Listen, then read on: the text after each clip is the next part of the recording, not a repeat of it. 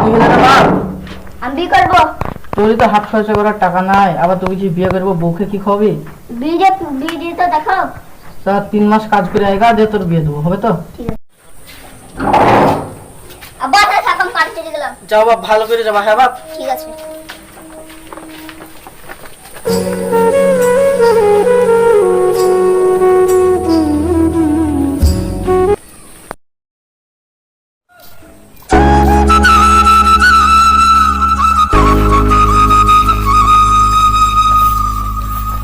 আব্বা, আব্বা।